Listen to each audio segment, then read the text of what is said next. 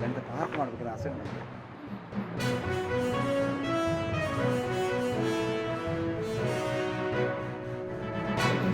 ಇಲ್ಲಿ ಕರೆಂಟ್ ಇರುವಾಗ solar work ಆಗ್ತದೆ, ಆದರೆ ಇಲ್ಲಿ ನೇರವಾಗಿ ಅದು ಲೈನಿಗೆ ಹೋಗುವಂಥದ್ದು ಅಂತ ಆ ರೀತಿಯ ಒಂದು ಸಿಸ್ಟಮ್ ಇದು.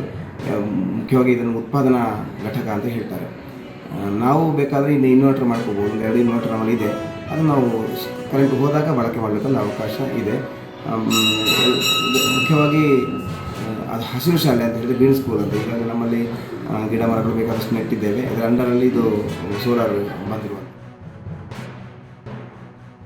ಒಂದು ಸೋಲಾರ್ ಎನರ್ಜಿಯ ಒಂದು ಫೆಸಿಲಿಟಿ. ಇದರಿಂದ ನಮಗೆ ತುಂಬ ಉಪಯೋಗ ಆಗಿದೆ. ಯಾಕೆಂತ ಹೇಳಿದರೆ ಮುಂಚೆ ಎಲ್ಲ ನಮಗೆ ಕ್ಲಾಸಸ್ಸನ್ನು ಡಿಜಿಟಲೈಸ್ಡ್ ಕ್ಲಾಸಸ್ಗಳನ್ನು ಮಾಡುವಾಗೆಲ್ಲ ಸ್ವಲ್ಪ ಸಮಸ್ಯೆ ಆಗ್ತಾ ಇತ್ತು, ಆಗಾಗ ಕರೆಂಟ್ ಎಲ್ಲ ಹೋಗ್ತಾ ಇತ್ತು. ಆದರೆ ಈಗ ನಮ್ಮ ಸ್ಕೂಲ್ ಫುಲ್ಲಿ ಡಿಜಿಟಲೈಸ್ ಆಗಿದೆ. ಹೆಚ್ಚಾಗಿ ನಾವು ಮಕ್ಕಳಿಗೆ ಸ್ಮಾರ್ಟ್ ಕ್ಲಾಸಲ್ಲೇ ಕ್ಲಾಸಸ್ಸನ್ನು ಮಾಡ್ತಾ ಇದ್ದೇವೆ. ಟೀಚರ್ಸಿಗೆ ಯೂಸ್ಫುಲ್ ಆಗಿದೆ, ಪ್ಲಸ್ ಮಕ್ಕಳಿಗೆ ಲರ್ನಿಂಗ್ ವಿತ್ ಫನ್ ಅಂತ ಹೇಳುವಂತಹ ಒಂದು ಐಡಿಯಾಸ್ ತುಂಬ ಒಳ್ಳೆ ಸಪೋರ್ಟಿವ್ ಆಗಿ ಸೋಲಾರ್ ನಮಗೆ ಸಿಸ್ಟಮ್ ನಮಗೆ ಹೆಲ್ಪ್ಫುಲ್ ಆಗಿದೆ. ನಮಗೆ ಹಲವಾರು ಚಟುವಟಿಕೆಗಳು ನಡೆಯುತ್ತದೆ. ಹಾಗೆ ನಮ್ಮ ಶಾಲೆಯಲ್ಲಿ ಕರಾಟೆ, ಬ್ಯಾಂಡ್ ಸೆಟ್, ಸಂಗೀತ, ಭರತನಾಟ್ಯ ಹಲವಾರು ಚಟುವಟಿಕೆಗಳು ಆಗುತ್ತದೆ. ಮತ್ತು ನಮ್ಮ ಶಾಲೆಗೆ ಸೋಲಾರ್ ಉಪಯುಕ್ತತೆ ಇದೆ. ಹಾಗೆ ನಮ್ಮ ಶಾಲೆಯು ಹಸಿರು ಶಾಲೆಯಾಗಿದೆ. ನಮ್ಮ ಶಾಲೆ KPS ಶಾಲೆಯಾಗಿದೆ. ಚೆನ್ನಾಗಿ ಆಗ್ತದೆ, ನಮಗೆ ತುಂಬ ಖುಷಿಯಾಗ್ತದೆ. ಇಲ್ಲಿ ಹಲವಾರು ಟೀಚರ್ಸ್ನವರು ನಮಗೆ ಕಂಪ್ಯೂಟರ್ ಕಲಿಸಲಿಕ್ಕಿದ್ದಾರೆ. ಹಾಗೆ ನಮಗೆ ಕ್ರಾಫ್ಟ್ಗಳನ್ನು ಕಲಿಸುತ್ತಾರೆ.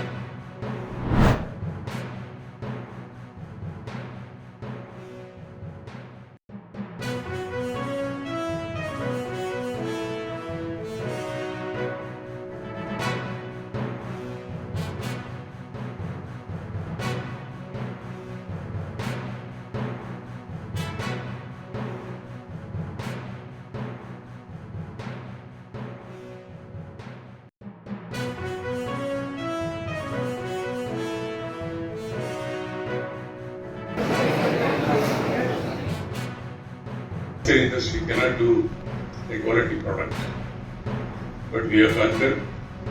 We are not taken any technology from outside. I must stress here, we are not taken any experience from anywhere. We are managed with the people who are coming out from the college like you, and also the people who are working in the fields. Today, we have become one of the internationally reputed industry, exporting to about 30 countries. ಗಟ್ಟಿಮುಟ್ಟಾಗಿ ಕಾರ್ಯನಿರ್ವಹಿಸ್ತದೆ. ಆ ದೃಷ್ಟಿಯಲ್ಲಿ ನಾವು ಇತಿಹಾಸವನ್ನು ನೆನೆಸ್ಕೊಳ್ಬೇಕು. ನಾನು ಹಾಗಾಗಿ ಮಕ್ಕಳಿಗೆ ಯಾವಾಗಲೂ ಹೇಳ್ತೇನೆ, ಇತಿಹಾಸ ಗೊತ್ತಿದ್ದರೆ ಮಾತ್ರ ಭವಿಷ್ಯವನ್ನು ಕಟ್ಟಿಕೊಳ್ಳಲಿಕ್ಕೆ ಸಾಧ್ಯ. ಹಾಗಾಗಿ ಯಾವುದನ್ನು ನಗಣ್ಯ ಮಾಡಬೇಡಿ, ಕಲಿಯಿರಿ, ಹೊಸದಾಗಿ ಪರಿವರ್ತನೆ ಆಗ್ತಕ್ಕಂಥದ್ದನ್ನು ಕಲಿಯಿರಿ. ಆದರೆ ಯಾವತ್ತೂ ಸಹ ಹಳೆಯದನ್ನು ಇದು ತ್ಯಾಜ್ಯ ಅಂತ ಬಿಸಾಡುವ ಮನೋಭಾವವನ್ನು ರೂಢಿಸ್ಕೊಳ್ಬೇಡಿ.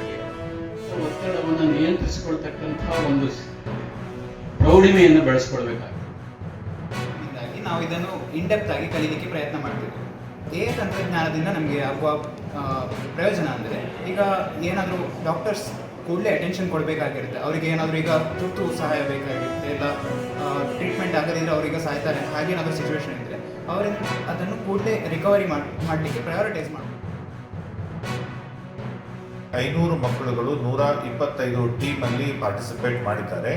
ಅವರ ಪ್ರಯತ್ನ ಏನು ಅಂತ ಹೇಳಿದ್ರೆ, ನಾವು ಅವರಿಗೆ ಕೊಟ್ಟಿರುವಂಥ ರಿಯಲ್ ವರ್ಲ್ಡ್ ಪ್ರಾಬ್ಲಮನ್ನು AI ಯೂಸ್ ಮಾಡಿಕೊಂಡು ಅವರು ಅದನ್ನು ಸಾಲ್ವ್ ಮಾಡಲಿಕ್ಕೆ ಪ್ರಯತ್ನವನ್ನು ಪಡ್ತಾ ಇದ್ದಾರೆ.